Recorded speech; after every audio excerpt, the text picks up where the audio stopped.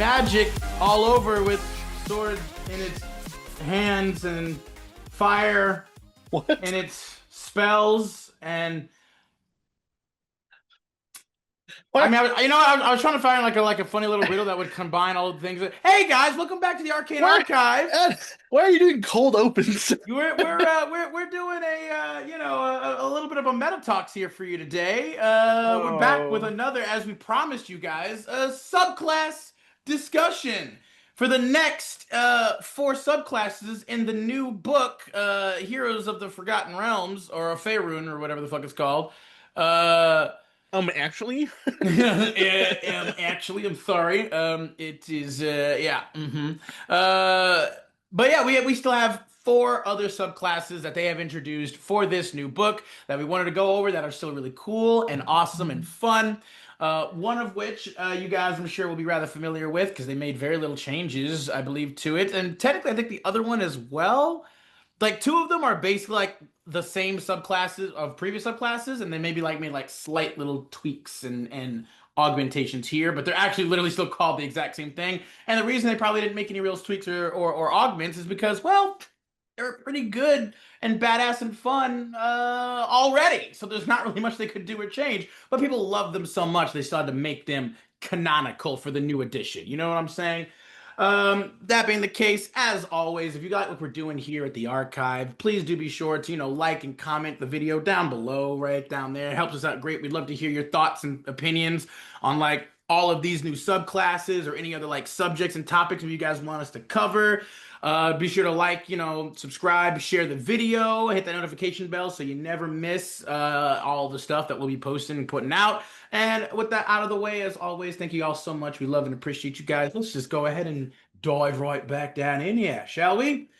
To start us off for the first subclass of the day that I will be taking away, we have, that's right, you knew it, it was inevitable, the BladeSinger Wizard. Revisited. This is officially the new depiction for the BladeSinger Wizard. You guys can tell me what you kind of feel and think. I think it was like maybe just a small, like little, slight little nerf personally, but maybe not depending on kind of how it really plays out at the end. But let's get into it. Wield weapon and wizardry in elegant tandem. Blade Singers master a tradition of wizardry that incorporates swordplay and dance. In combat, a Blade Singer uses intricate, elegant maneuvers that fend off harm and allow the Blade Singer to channel magic into devastating attacks and a cunning defense. See what they did there? Many who have observed a Blade Singer at work remember the display as one of the more beautiful experiences in their entire life. A glorious dance accompanied by a singing blade. Blade singing is most associated with the ancient elven societies that first mastered the art and coined the term. Even today, most blade singers still hail from old elven realms such as Myth Draenor, or from non-elven societies that share land and history with elves such as the Silver Marches. Wherever they hail from, however, blade singers take their talents all across the realms to help common people and perform heroic deeds. Most communities greet the arrival of a blade singer as a good omen. Starting us off right away at level 3, when you get this subclass, you get your, of course, your patent ability for the subclass, your Blade Song. As a bonus action, you invoke an elven magic called the Blade Song, provided that you aren't wearing armor or using a shield. The Blade Song lasts for a full 1 minute and ends early if you ever have the incapacitated condition, if you don armor or a shield, or if you use two hands to make an attack with a weapon. You can dismiss the Blade Song at any time, no action required. See, now I think originally in the 2014, I think the only difference with that too was like you could technically use the Blade Song with quote unquote two hands. You just couldn't use a two-handed weapon. So like I believe technically some people would have taken that as like any weapon that specifically had the two-handed trait, you couldn't use the Blade Song with. But then if it was like maybe a versatile weapon where you could maybe technically use two hands, but could still technically use one if you wanted, Some people maybe wanted to try to like use that as a loophole, so I think they changed the wording just a little bit in order to like better define that. Now, so basically, as a Blade Song user, Blade Singer, you can only use one-handed weapons. It can be long swords, it can be even war hammers if you wanted. Technically, you actually don't even have to use a blade to actually use blade singing or your blade song, which is funny. But regardless, it does always have to be one-handed no matter what. While the Blade Song is active, you gain the following benefits. You can evoke the Blade Song a number of times equal to your intelligence modifier, minimum of once, and you regain all expended uses when you finish a long rest. You regain one expended use when you use your Arcane Recovery. That is a lovely new addition that they did not have previously. So now, when you use your Arcane Recovery as a wizard, you will also get back a use of your Blade Song, which is awesome. Hey, can you dual wield? Technically, you could. It's not using two hands on any one weapon. So yeah, it is a thing where you can technically dual wield with a blade song. The only issue, or blade song, the only issue is unless like you have, although Well, what your does arcane focus, cover? yeah, that's the thing. I think you do still technically need like your like to be able to do somatic components. So you would need like Warcaster in order to still probably dual wield with the Blade Singer. Because even if you have a focus, you do still technically need to like perform vocal and somatic components to then channel your focus to cast spells and magic through. So you do still technically need that free. So I think you would need like the Warcaster feat to technically dual wield with even with the Blade Singer. But first ability with your blade song, agility. You gain a bonus to your AC equal to your intelligence modifier, minimum of +1, and your speed increases by 10 feet. In addition, you also have advantage on dexterity acrobatics checks. That's the same as it always was. Next up is blade work. Whenever you attack with a weapon with which you have proficiency, you can use your intelligence modifier for the attack and damage rolls instead of using strength or dex. That is new. Used to be that you still always had to use strength or dex for your weapon, but now they give the Blade Singer much more versatility because, like, before you were almost never going to use like a longsword or any weapon that would require strength because you'd always have to specifically spec into like dex and intelligence for that high AC boost anyway. So it was like really you were only ever going to use like light weapons and stuff for the most part. But now because you can technically change your proficiency or you can change your the stat you use to attack with your blades and weapons to your intelligence, which is just going to be you should be your highest stat anyway. You can literally use any kind of weapon you want, again, so long as it's only one-handed. That is an amazing buff and boost and bonus because let me tell you, they really do give like so much goddamn attention to like longswords in D&D. It's a little bit unfair. Like you like I think they've tried to even that out a little bit now to get some versatility and diversity, but especially back in 2014, all of the coolest weapons were almost always exclusively longswords in some fashion. All of like the legendary, like the most powerful, like some of the ancient weapons and stuff were usually always led like long swords. Some of them had like short sword variations. Well, Here and there. later on in the 2014 version, they changed like you could have a flame tongue, anything, Yeah, or a frost brand. You could switch it up. yeah. But that was part of like, but that again, that was like way later on, like part of like Yeah, Tasha's. if you're going rules as written, you needed to be able to use a longsword. Yeah, longsword again for a long time. The longsword was, as most people like the staple, right? Because that's what we always see in every fictional fantasy thing or trope is Excalibur is a longsword, freaking any kind of like, So yeah. But now with this, you as a blade singer can say, fuck all that noise. I can use Excalibur now, even if I'm weak as shit with strength. You know what I mean? We love that. And then finally at the end, similar as the last 2014 rules, you have your focus, which when you make a Constitution saving throw to maintain concentration, you can add your intelligence modifier to the total. So that was already there too before. So basically though, you get like a lovely badass addition, like two new additions right away for your blade song, which is you regain one expended use when you use your arcane recovery, and then you get blade work, which allows you to utilize your intelligence for your melee attacks with your weapons in lieu of having to use strength or dex, both of which absolutely amazing additions, to be fair. Moving on, also at level 3, same thing as before, you get training in war and song.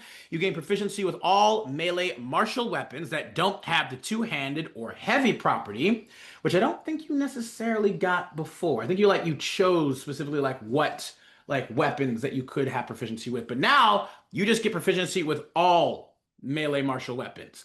You can use a melee weapon with which you have proficiency as a spell casting focus for your wizard spells. You also gain proficiency in one of the following skills of your choice: acrobatics, athletics, performance, or persuasion. I do believe that they also, yeah, they switched this up a little bit too here, which is very helpful and nice. Again, just making it so that you literally do have more flexibility and versatility. That is absolutely something that was maybe one of the very few things about the BladeSinger class from 2014. Because quite frankly, I don't give a shit. I don't give a fuck what anybody says. BladeSinger has always been one of the most powerful, busted, broken classes in D&D. Like, bar none. It always has been. It's kind of crazy. But one thing it did kind of have a lacking on was a bit of versatility. You always were kind of very much shoehorned into a very specific form of development and play and structure with your BladeSinger. Again, you always had to spec into just basically dexterity and intelligence. That was pretty much it. And then probably also con, since that's what you would be like getting. You're probably going to be getting into melee. You also want higher like concentration for your spells that you're concentrating on, like health, you know. So it was always almost every BladeSinger was pretty much the same. You could only use light weapons for the most part, really, for the best of it. Like, you know. So with this, though, it does give it a little bit more range and diversity possibilities, which is great. We love that. Um, Moving on later on to level 6, same thing as the 2014 edition. You get your extra attack.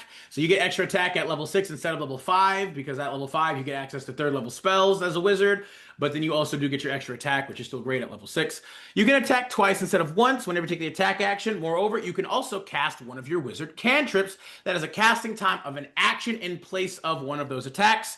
Still always just a fun thing where you can literally like mix it up a bit. You can walk up to a person, you know, cut them with your sword, and then maybe hit that shocking grasp. But then, like, you know, at least back in the day, which would basically like take away their reaction, so then you could just back away from them too. So you could have some cool little combinations. You could either like hit them with like a firebolt as you then like run up and approach them and then slash at them. You could obviously cast like one of your melee cantrips to attack them, like Booming Well, Blade or Green Flame yeah. Blade, and then strike them again. You know, like a lot of really So wait, cool you can combinations that you could come up with. you can attack once and then cast Booming Blade and attack again, right? Yeah, again, And that's only because of this class. You wouldn't be able to do that normally. exactly. Like in most instances with this specific ability, like I think the only other one that was similar to that was the Eldritch Knight. Yeah. That could also like kind of cast a cantrip and then attack too or whatever. But that was again, that's one of the things that made fucking again, BladeSinger is literally like the pinnacle, like epitome of the spell and sorcery class. You know what I mean? Like you want to make like a Yeah. spell blade character. I do love the idea of a duo where it's two friends, one who is a Eldritch Knight, one who is a Blade Yeah, Singer. basically you're a wizard who likes to pretend to be a fighter, and then you're a fighter who likes to pretend to be a wizard. You know what I mean? Like I really do want to do like a buddy cop style kind of thing with that. That would go so fucking hard, bro. We need to do that, dude. We need to get like a game or something going where like I'll be a BladeSinger, you can be an Eldritch Knight, and we have like a what would we call them? The Arcane Detectives? We're gonna have to, all right. We'll do that later. We got other things to handle right now, but that file that away under absolute must-to-dos at some point because that sounds like so much fucking fun. Moving on to level 10, you get your Song of Defense. Again, same as the previous edition. When you take damage while your Blade Song is active, you may take a reaction to expend one spell slot and reduce the damage taken by an amount equal to 5 times the spell slot's level. Same as before, exactly the same. They made no changes because, again, no notes. That is a phenomenal ability. You can literally just reduce your damage by essentially like 5 times the spell slot level that you used. So, like at max level, with freaking like nine, you could reduce damage like 45 points of damage with a ninth level spell slot if you want. I don't really think you ever should use a ninth level spell slot for that, but you could, at that point, like still, like you, even if you like reduce something by like your fifth level spell slot, right? Because at that point you'd have, I think, what, two or three fifth level spells, I think, at max level. Um, you literally would just be reducing 25 points of damage, which is no matter what level you're at, that's not a small amount. Like in some instances, that would literally completely negate like a fireball, for instance, like a normal level fireball. You could potentially completely negate that damage. And it doesn't say that you can't drop that damage all the way to zero, right? So you literally could just take essentially no, like it doesn't say that you have to like you can only like reduce it by like a minimum of one, right? Oh It's no, like it has to do like you if just you you have just the spell slots for it, you might as well. you just take away that damage. You could just take no damage from something. Like somebody like Oh yeah, slashes you or like hits you with a whatever, like you could you'd just be be like, like, no. yeah, I disagree. I disagree with that, right? And you can't use your shield, for instance, even though like again, this is the thing that makes Blade Singers probably one of the most hated and aggravating classes for GMs to handle because one, you're already going to have a pretty stupid, ungodly high AC because of not only like you can wear light armor for one. You can wear light armor. On top of that, you get your dexterity bonus if your dexterity is high enough. And then you also, with your Blade Song, get your intelligence bonus for your AC on top of that. I have gotten some absolutely insane levels of AC to start with, right? And then you add Song of Defense to that, meaning that, or hell, even before you add Shield to that, which is another +5, it's going to be almost impossible to hit you at all with like attacks. But even if they do hit you and your shield doesn't work anyway, you can then just always be like, Song of Defense. I don't really care about that. Or if they hit you with AoE attacks, you can just be like, yeah, Song of Defense. I'm gonna lower that damage a bit. It's kind of nuts the amount of defense that these motherfuckers have. Like of any class. No other class I think that I can think of has nearly the same amount of defenses, like just passive at that for the most part. Just passive defenses that the Blade Singer does. Again, one of the reasons why it's the best, one of the reasons why it's my favorite too, because y'all know I do like to live out that fucking power fantasy sometimes. And this right here is my main Mac Daddy. I gotta tell you. Moving on to the final capstone for the subclass, specifically their ability. It is known as level 4. You get it at level 14. It is known as Song of Victory. After you cast a spell that has a casting time of an action, you can make one attack with a weapon as a bonus action. Now, to this here is where I was saying that they maybe like made it slightly nerfed here. Even though, to be fair, I probably got like way other bonuses that actually make it even overall better than the last one. But in the original 2014 edition, Song of Victory was completely different. They completely changed it, where essentially you just passively got to add your intelligence modifier to any on top of any damages you did with your melee weapons. So it was like if you again you had like high dex, you would use your dexterity modifier and stuff to attack and to deal damage with your weapons. But on top of that, you then could add your intelligence modifier to the damage of those attacks. Well, yeah, and they've changed that now because you're allowed to just use your intelligence. Yeah, but also it doesn't add on anymore. Like you're not like you could get some pretty crazy high damage numbers at that point. Again, you add fucking, Green Flame Blade or Booming Blade at level 14 at this point. I believe you already have, I think that's 3. Your cantrips get boosted to 3 dice, I think, at that point.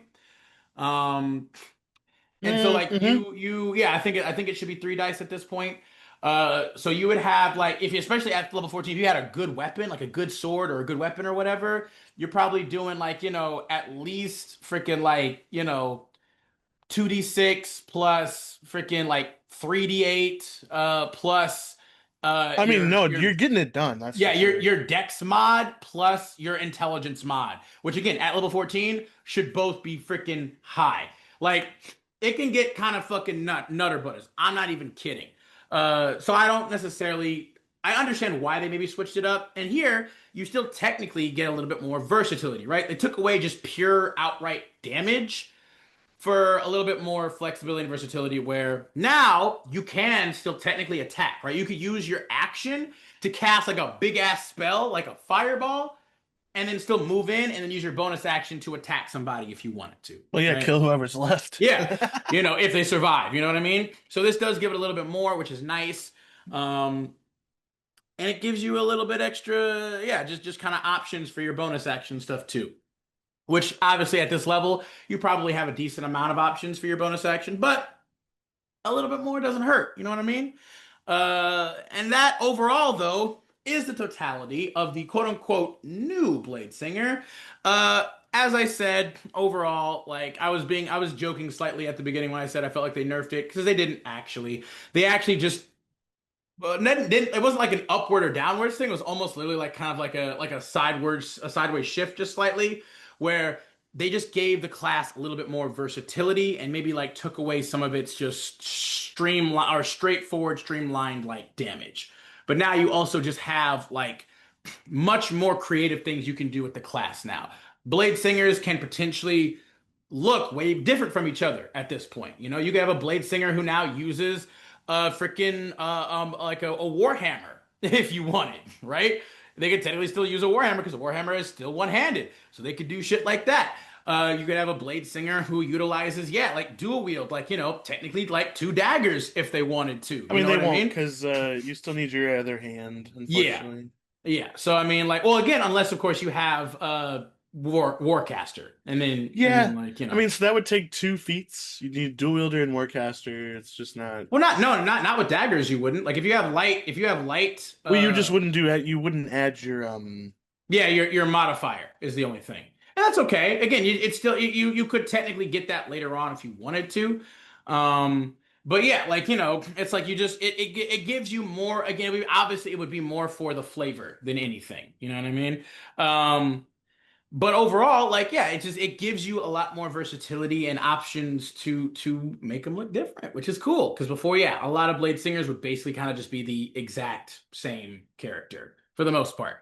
Um, but yeah, honestly, I'm not mad at this. I still love this class. Like I'm actually wanting to like find an opportunity to maybe play the new subclass, to try out like the new abilities and the new things and kind of see how it feels. Because personally, I don't think it'll be that much different, but I also just love any excuse to be able to play Blade Singer. Because again, I think it might just in fact be my most favorite class of every class because y'all know Wizard is my favorite just baseline class, but also and then Blade Singer just gives you I always love having a mix of magic and martial. I just do.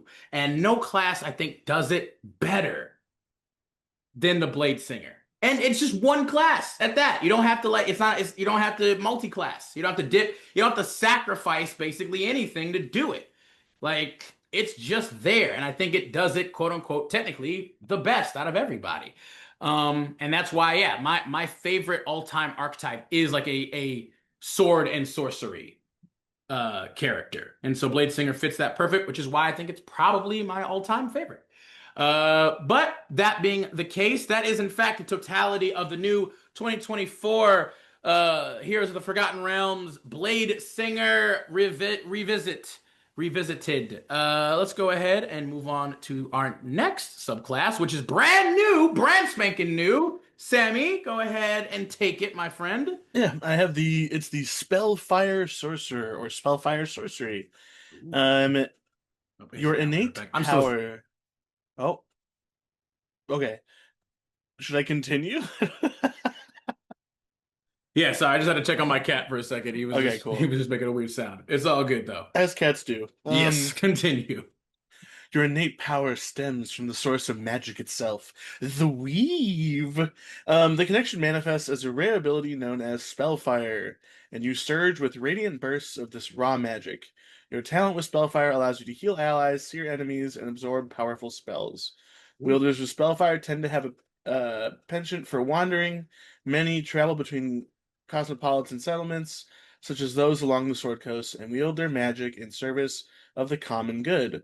Others realize their own strange power by roaming equally strange lands, from the magic blasted wastes of the desert of Alnarock. Amarok. Oh, I Yeah. got it. Okay, I A said at now the same rock. time Yeah. Anarok, whatever. A now Amarok. rock.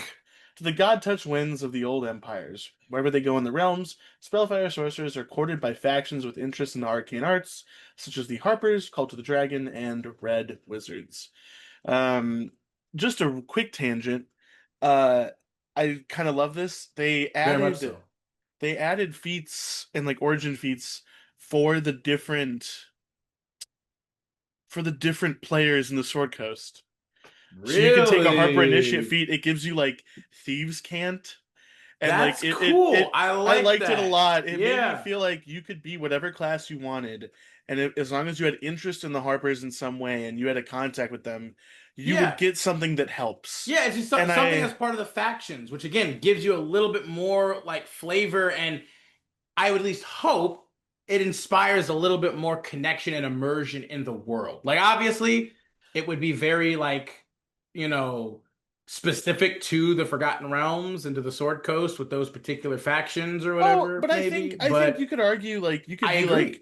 oh, we have this other faction that's basically the Yeah, Harpers. it's the same. It's the same basic principle and thing. So you can just take that feat, and it would just apply to that particular Yeah, faction or but organization. I I just agree. wanted to point out I liked it. Yeah, that is Um, cool. at level 3, you get Spellfire Burst. When you spend at least one sorcery point as part of your magic action or bonus action on your turn, you can unleash one of the following magical effects of your choice. You can do Ooh. so only once per turn. Bolstering Flames. You or one creature you can see within 30 feet of yourself gains temporary hit points equal to 1d4 plus your charisma modifier. Radiant Fire. One creature you can see within 30 feet of yourself takes 1d4 fire or radiant damage, your choice. Oh.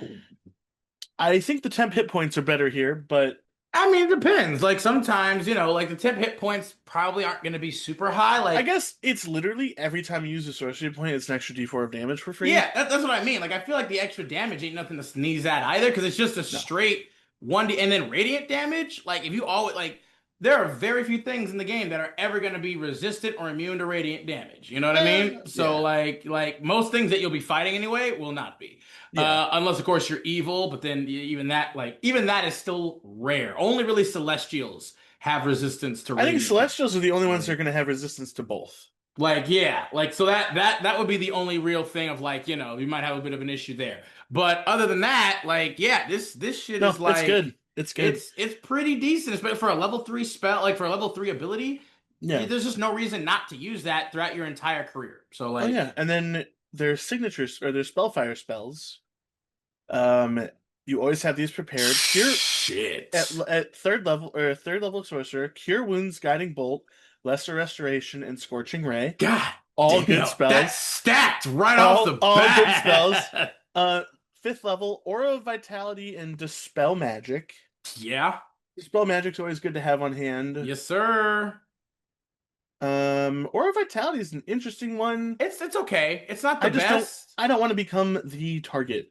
At Well, seventh yeah, level but it's sorcerer, also you gain concentration, so it's like at seventh level sorcerer, you gain fire shield and wall of fire. again, both of those are decent for And sure. at ninth level sorcerer, you gain greater restoration and flame strike. Yeah, yeah. So you are not I, reviving anyone, but you are healing. well, I was gonna say, I feel like this might almost be like a better divine soul sorcerer almost, in that I'm like so divine soul might be, to be fair, divine soul I think is much more still based in healing yeah, and support. Divine Soul Sorcerer is really good if you play it as a healer. Yeah, but this one does that too, but also doesn't like compromise any of its destructive power either. Like it's like it has a decent amount of healing and also is getting like a lot of some of the most powerful ass like, you know, granted flame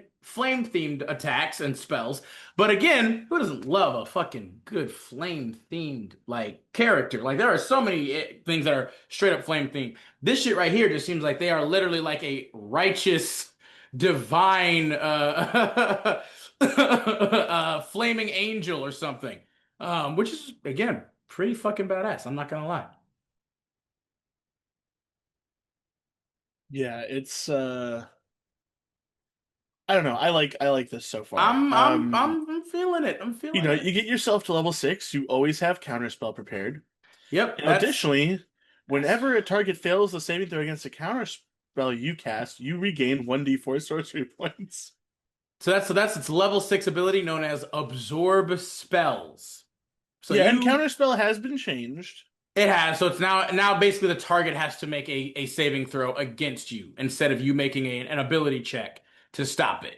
Um so it's like, they switch it up, which I think is probably fair. But to be fair, if they succeed on the save, you don't lose a spell slot.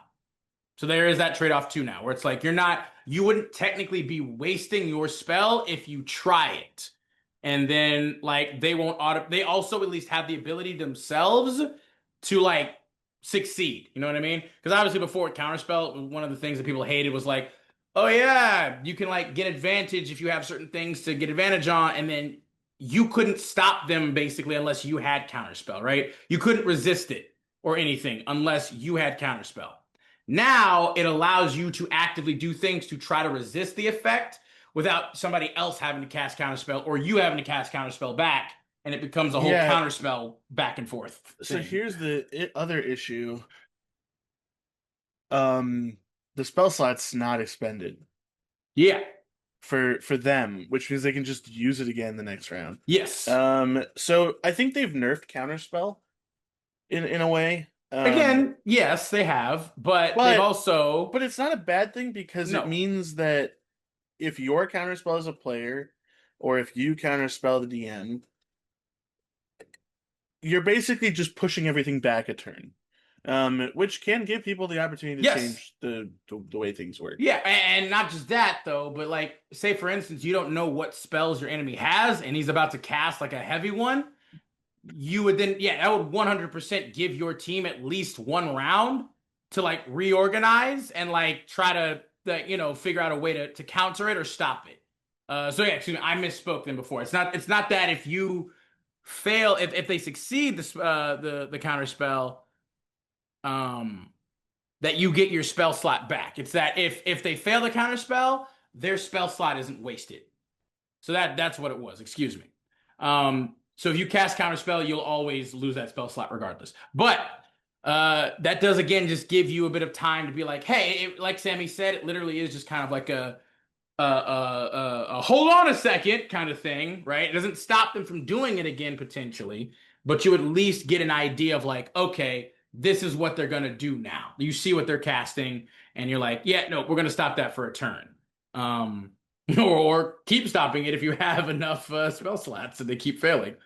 Um, but yeah, let's see. Yep, keep going, my friend. I think that's all for that one. Yep. At level 14, you get Honed Spellfire. Your Spellfire Burst improves. You add your sorcery level to the temporary hit points gained from bolstering flames, and the damage of your radiant fire increases to 1d8. Yeah, I mean that temporary hit points are looking mighty fine at that point. Not gonna lie. It's Your sorcery 14 level plus a D4. what? Yeah, 14 plus a d4 Yeah, plus your charisma modifier. plus your So charisma modifier. so it's should be 19 should be 19 plus a d4 at this level. Yeah. Or 18, I guess, if you're that guy. Next up at level 18, we have Crown of Spellfire. When you use an 8 sorcery, you can alter it and infuse yourself with the essence of Spellfire. Gain the following benefits while this use of an 8 sorcery is active. Once you use this feature after an 8 sorcery, you can't use it again until you finish a long rest, unless you spend 5 sorcery points. No action required to restore use of it. Burning Life Force. Once per turn when you are hit by an attack roll, you can expend a number of hit point dice up to a maximum equal to your charisma modifier. Roll the expended dice and reduce the amount of damage from that attack equal to the total rolled. Oh, so it's kind of like its own little personal version of Song of Defense right there, except potentially even higher because it's like, I mean, I don't know. I guess it would depend because it's like Their hit dice are kind of bad though. yeah, like hit dice are only gonna be D6s for sorcerers, and you can only do like a maximum most of the time of 5, unless of course you have certain items I mean, or things. So I mean, yeah, it's something. yeah, like Song of Defense has a higher threshold. It's also only for attack rolls. Yeah, it's also a higher threshold, and it's if you are hit by an attack roll. So technically, you could like throw up a shield to try to stop it or something, and if it doesn't work, you could still technically then use this as well. Because it's Yeah. like it's also you don't have to use a reaction for it. Like it just you can just do that, I think. So it's like Yeah, here's another good one too, though. You get flight, which is normal for sorcerers. You also get spell avoidance. When you're subjected to a spell or magical effect that allows you to make a saving throw to take only half damage, you instead take no damage if you succeed on the save and half damage if you fail. You can't use this benefit if you have the incapacitated condition. This might be the best version of evasion that exists in D&D because it is spells and magical effects, and it doesn't matter what the save yeah, it doesn't is. matter what the save is at all. I mean, That's again, pretty fucking choice, dude. it is. That's pretty To be fucking fair, choice. it is at level 18 at this point, Oh yeah, but yeah, yeah, yeah. But like, imagine it's how it's much more it. survivable things are. Yeah, I'm gonna say like for a sorcerer, that shit right there is kind of fucking nuts. I'm not gonna lie. Like, yeah, that right there is pretty fucking nutter butters. And again, yeah, all of this like at level 18, like obviously the only issue is probably most people will not get to this level to even experience these abilities. Again, flight speed of 60 feet or whatever and can hover at level 18. You probably already have a lot of other ways to do that. Maybe not at 60 feet though, so maybe that can still help you. But for sure, the burning life force and the spell avoidance are fucking phenomenal. Again, that burning life force ability, dude, like that's just whenever you're hit by an attack roll. Like it doesn't, you don't have to use a reaction or anything. You can just do it. So, and by that level, you have 18 hit dice by this point, meaning that you could technically use this like a number of times. Like what is technically like the max? You could technically use this 9 times. I think. Well, technically 18 times, really. Like if you wanted to just like roll one dice at a time, you could use this 18 times, obviously to like potentially reduce it uh by just one like potentially one or six, but like I think probably your most effective means of reducing it might be like three at a time. Like you could do that literally 6 times. You could reduce any damage that you took. It has to be an attack, to be fair. It does have to be an attack roll. But you can reduce any attack roll like 6 times at a pretty like having a maximum of 18 hit points reduced and obviously a minimum of 3, but still that's pretty decent odds. Like even going at just like the average of that, which would probably be like what, like around 10 to 12 points essentially would be like the average for that, which again, not for most attacks, like most just attack rolls that are hitting you, they're probably not going to be doing more than like, freaking what, 20 points of damage even at high levels? Like how much damage does like a Tarask do in one hit normally? Hmm. Like I want to say what, 3d6? Maybe more? Like just for like a No, dog, it's claw?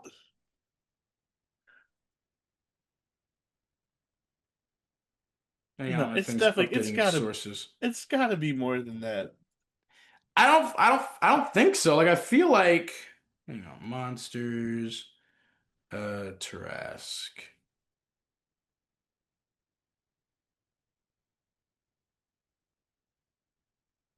What the hell?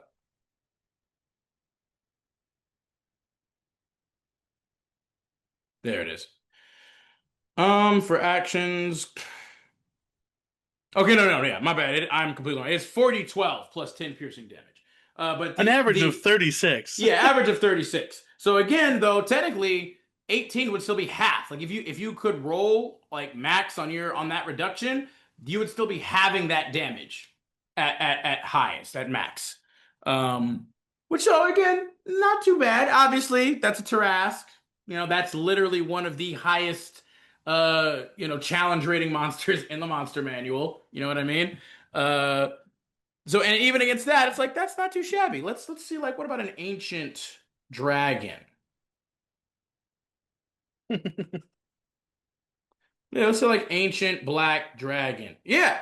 So literally the average ancient black dragons, their rend attack is 2d8 plus 8 slashing damage, and then plus 9 or plus 2d8 acid damage. So it's gonna be 4d8. Um so it's gonna be what, like the average is looking to be like 26. The average is 26 damage, essentially.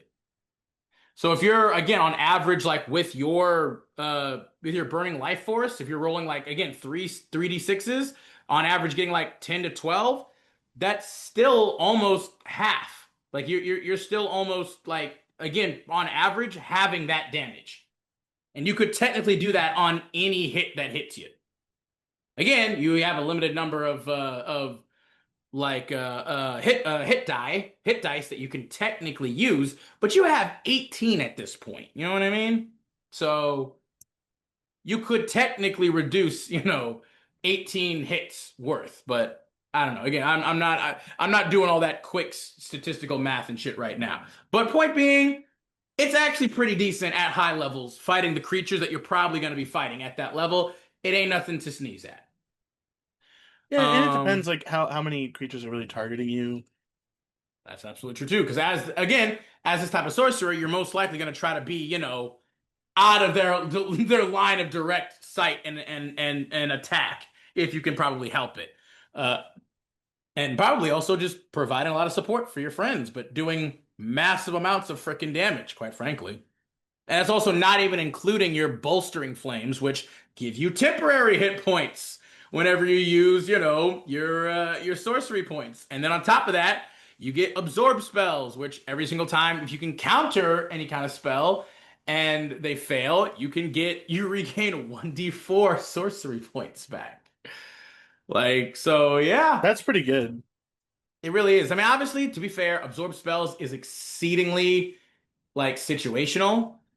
The reality is that, like, I don't know how often your GM necessarily throws spellcasters at you, but that's not necessarily the usual, I think, for my party normally. Because obviously spellcasters take a little bit more time because you kind of have to like know the spells they have and kind of what the spells do. Like it can be a lot if you have a lot of spellcasters here. It just depends on the campaign, I guess. But anywho, anything else you got about the SpellFire Sorcerer, Sammy?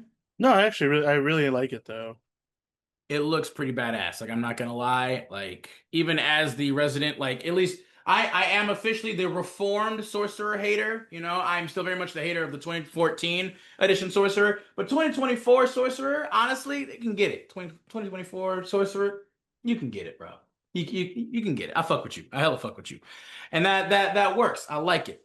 Well, if that's the case, that is the totality of the SpellFire Sorcerer, baby. Hella fire indeed. You see what I did there? Hell, spell, fire, hell. So, yeah, you got it. Let's go ahead and move on to our third subclass that we will be discussing for today. That is going to be the new revamped Knowledge Domain Cleric, which I actually don't think they revamped a ton. I'll be honest, I haven't checked it super thoroughly, to be fair. But getting right into this. Unearth the secrets and master the mind. The knowledge domain values learning and understanding above all. Clerics who tap into this domain study esoteric lore, collect old tomes, delve into secret places, and examine the process of the mind. To them, knowledge is more valuable than material wealth, and learning is an act of worship. Libraries, universities, and other educational institutions also draw on the power of the knowledge domain. Gods of knowledge vary from masters of arcane magic to patrons of craft and invention. In Faerun, clerics of the knowledge domain often worship deities of learning and ingenuity such as Ogma and Gond, among many others. Now, starting at level 3 right away, you get Blessings of Knowledge. You gain proficiency with one type of artisan's tools of your choice and in two of the following skills of your choice, being Arcana, History, Nature, or Religion. You have expertise in those skills. That's pretty freaking awesome. So again, one type of artisan's tools and then two of these that you automatically gain expertise in. That's pretty sick. Also at level 3, you gain your knowledge domain spells. At level 3, you get command, comprehend languages, detect magic, detect thoughts, identify, and mind spike. Honestly, those are literally like all of like the the quintessential like level 1 utility spells. And I love Mind Spike. Like mind spike is actually pretty good too. It legitimately ain't nothing to sneeze at. That whole thing where it's like they take you on a failed, you target to know the exact location. Yeah, like it's not too shabby at all. At level 5, you gain Dispel Magic, Non-Detection, and Tongues. Honestly, again, as we just said, Dispel Magic, always a fucking staple. Can never go wrong with it. Tongues is kind of depends, like very situational. Not ever a bad thing to have the ability to just speak. Like, Honestly, having it as a spell that's always prepared, I yeah, think is better than not having to prepare it. because Yeah, that way you can focus on the other spells you want, and you just have that in your back pocket no matter what. yeah. And it's like basically it's any spoken or signed language that it sees or hears. Moreover, when the target communicates by speaking or signing, any creature that knows at least one language can understand it if that creature can hear the speech or see the signing. So basically, you can usually communicate to any like, you know, slightly sentient or intelligent creature, right? If it knows a language, you can technically communicate with it. Even if you don't actually share a language, which yeah, that's actually quite nice.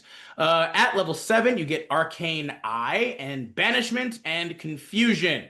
Again, Arcane Eye and Confusion are, they're relatively decent. They're all right. Banishment, of course, is a very powerful spell. Can at times completely like trivialize an encounter if you really want it to, if you get lucky. And then at level 9, you get Legend Lore, Scrying, and Synaptic Static. Synaptic Hmm. Static is very powerful, actually. That shit is pretty busted. Scrying, super cool. You should always, like, anybody who has Scrying, super helpful just to be able to get a little bit more intel. Like, it's kind of the quintessential intelligence gathering spell for anybody you're kind of looking for. And then Legend Lore, I think it very much depends kind of on your GM's like personal like interpretation and their own personal skill or ability or whatever, but it And if can be it's a cool. homebrew world or not a homebrew world, or That too is would be heavily, yeah, influential for it. But I've done it before a couple times and it can be pretty cool. Um, but moving on, still at level 3, you get a third ability known as Mind Magic. As a magic action, you can expend one use of your channel divinity to manifest your magical knowledge.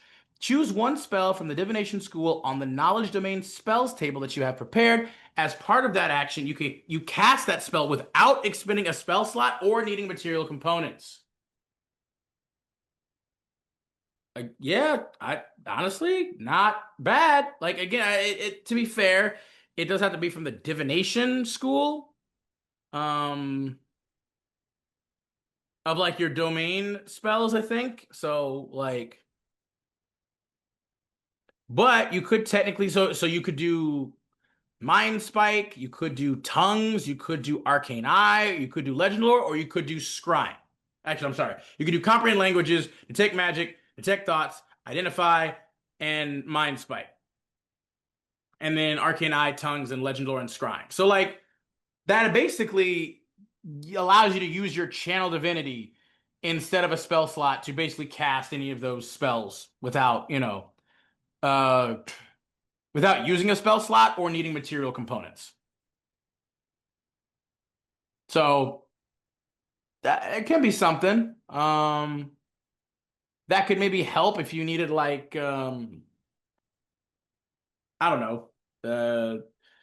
You could cast like tongues on yourself with that without having. Well, although again, I think the only issue is you still would be using like a channel divinity, like, and your channel divinity is like only come back after a long rest anyway, right? So you're still effectively kind of like using like a spell slot, aren't you?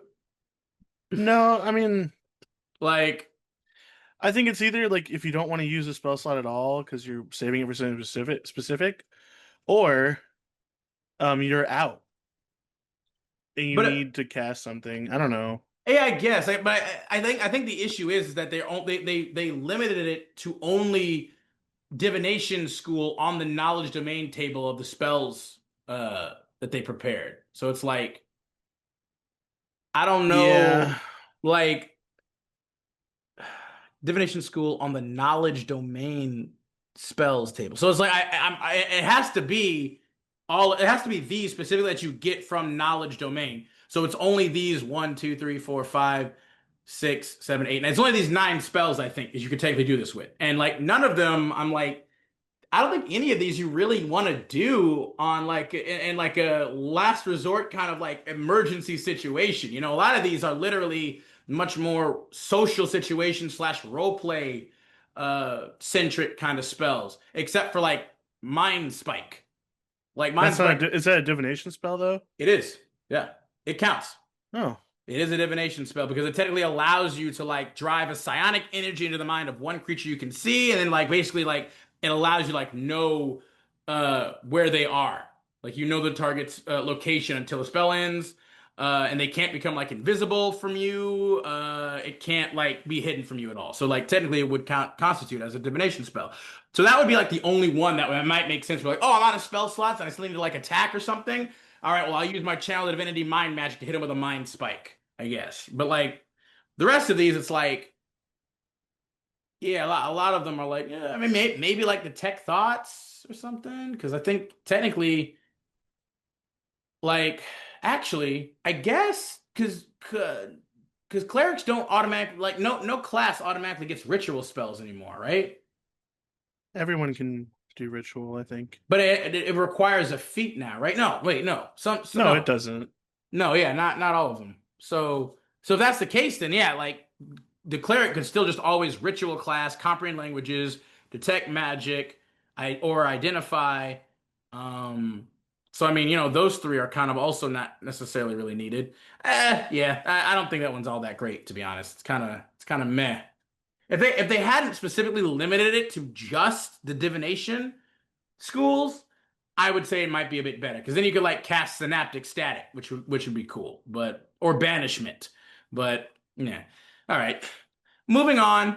Level 6 is known as Unfettered Mind. You gain telepathy out to 60 feet.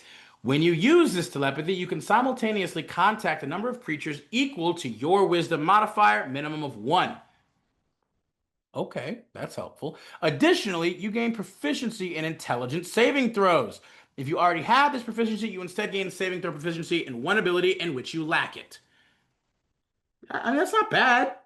Like level 6 getting like telepathy out to 60 feet with like at most, 5 different creatures, maybe more if you have like, slightly higher wisdom or whatever. Like that's not terrible.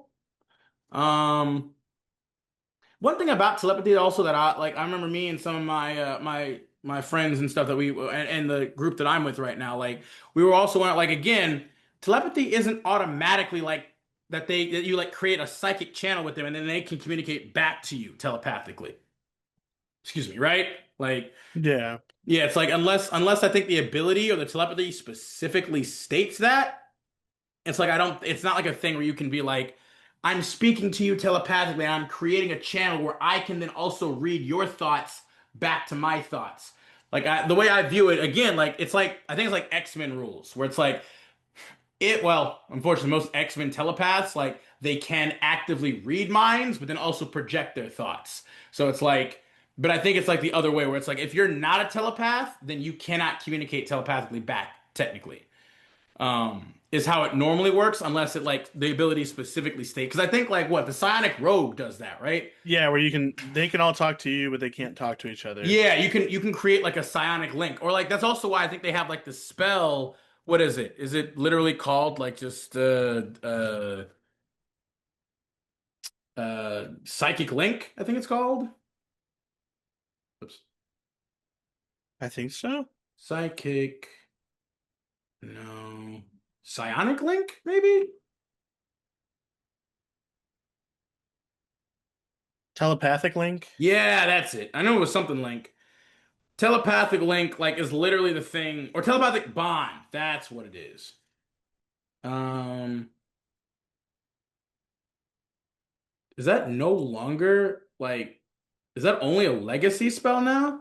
No, there's probably a version of it.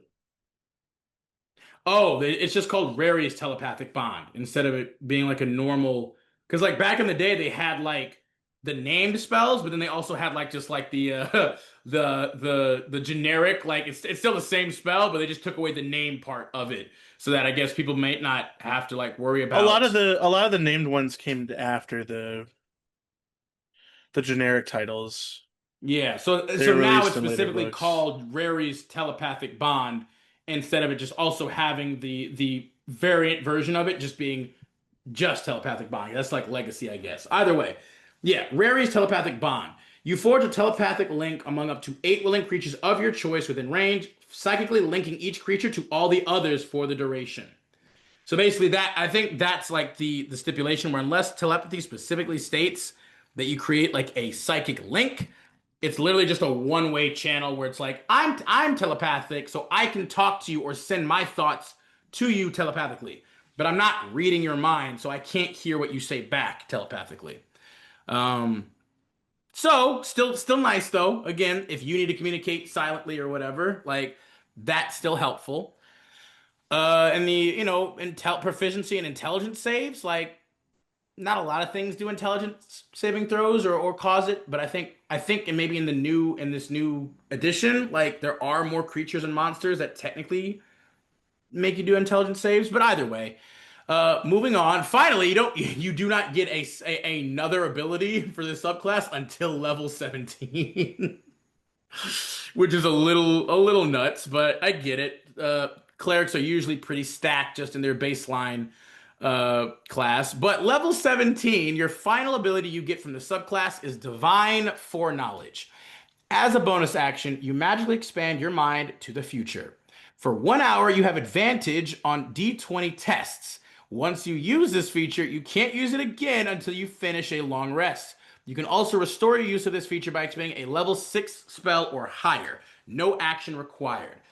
Okay, this is actually pretty nuts because this is essentially, and I think you and me talked about this too actually before, this is essentially just a foresight spell right here. This is like a ninth level foresight spell that admittedly it only lasts for an hour, but literally gives you advantage on all d20 tests. Like foresight technically is a spell that gives you like advantage on all d20 tests, and then any enemies also have disadvantage to attack you or to hit you with an attack roll of some sort.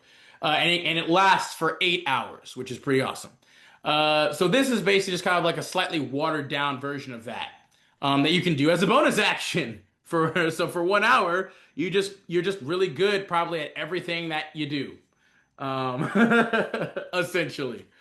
Um, again, not super flashy, not super big. At this level, not the worst thing. It will be helpful. Like it's not gonna ever suck to have advantage on everything that you do. At this level, you might still have other means of getting advantage on things at this point, maybe, but you don't have advantage maybe on everything. This includes checks, saving throws, attacks, everything for D20 tests. So overall, like not too shabby. Uh, we don't have like the previous domain or the previous knowledge domain cleric to kind of like compare. Hang on, maybe we should real quick. Let's just see real quick compared to the previous knowledge domain, like what we're looking at here, because I feel like this one is technically still better. For sure, the let's see, command, augury, suggestion, non-detection, speak with the yeah, okay, so the domain spells are slightly different. I think they're probably better. Um, blessing knowledge, channel divinity, knowledge of the ages, read thoughts. So at level 6 for the other one, you get read thoughts, so you can use a channel divinity to read a creature's thoughts. And then you can gain access to the creature's mind to command it. Uh, Select this current state when switching through this effect lasts for 1 minute. During that time, you can use your action to end this effect. So yeah, I mean, you can just get like the read thought spell now, which I think is probably better overall. Um, at level 17, instead of the what was it called? The divine foreknowledge, you would have instead gotten visions of the past. So it'd be like you can call up visions of the past that relate to an object you hold or your immediate surroundings. You spend at least 1 minute in meditation and prayer, then receive dreamlike, shadowy glimpses of recent events. You can meditate in this way for a number of minutes equal to your wisdom score and must maintain concentration during that time as if you're casting a spell. So it seems like almost like it's just like a shitty legend lore. So yeah, okay. I think with this we can pretty definitively say they made the knowledge domain cleric better. Yeah. Just, maybe not still all that interesting or great compared to most other subclasses for the cleric, but hey, it was definitely an improvement.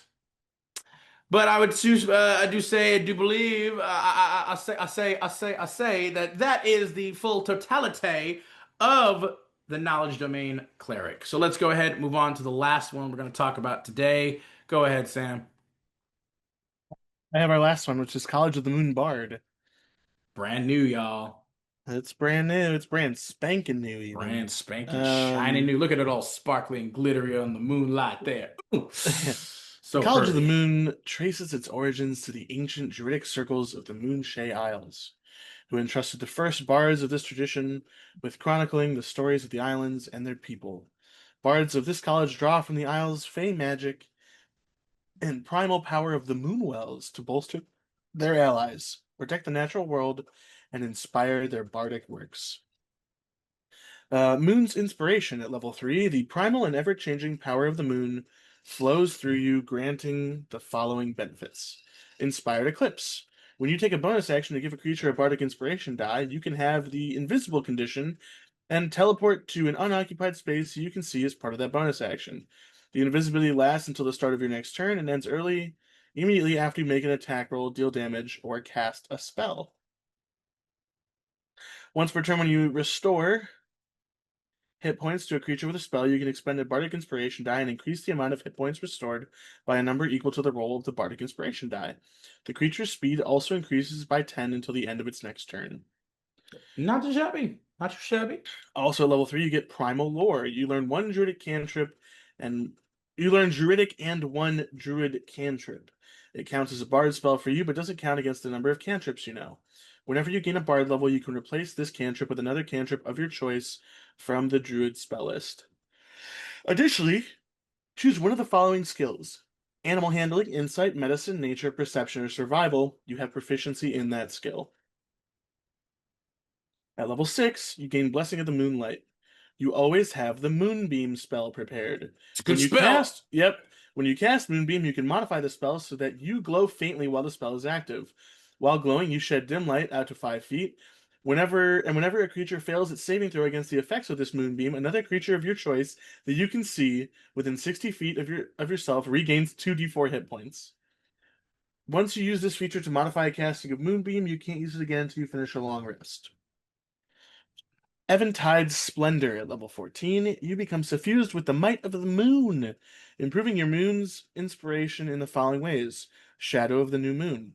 When you use Inspired Eclipse, the creature who received the Bardic Inspiration die can also have the invisible condition and immediately take reaction to teleport up to 30 feet to an unoccupied space it can see.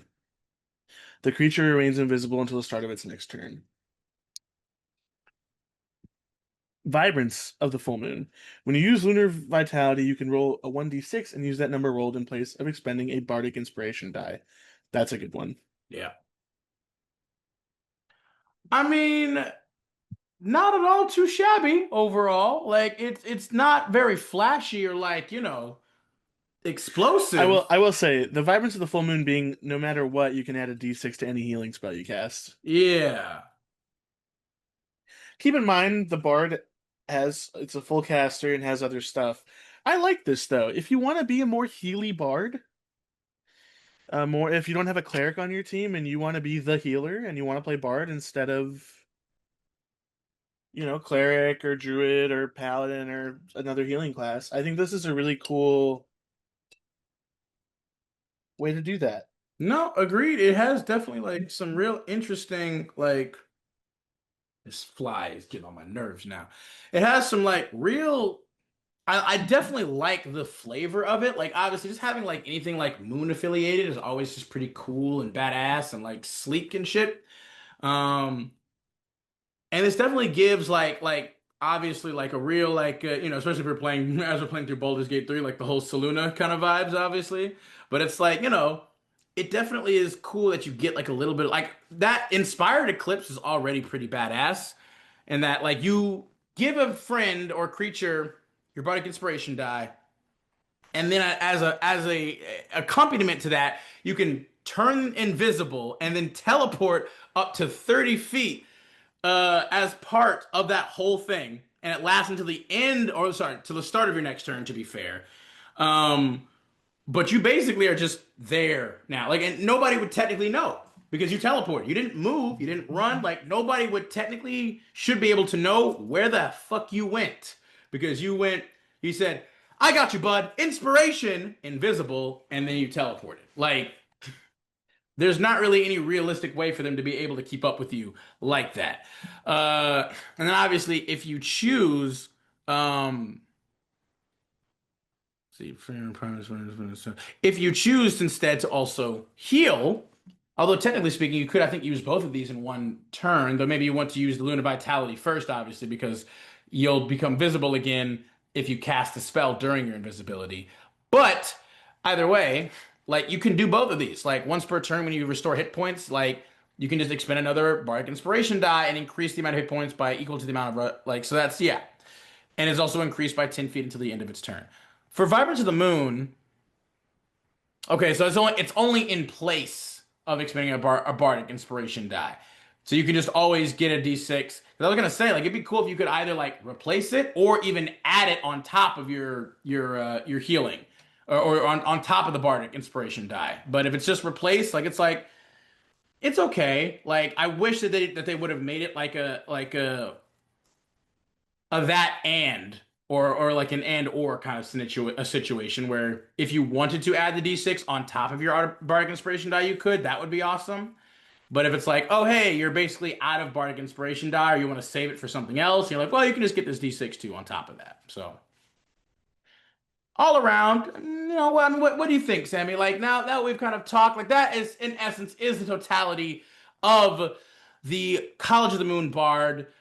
Sammy, what is your overall like rating system for the four subclasses that we have talked about today? I think all of these are good.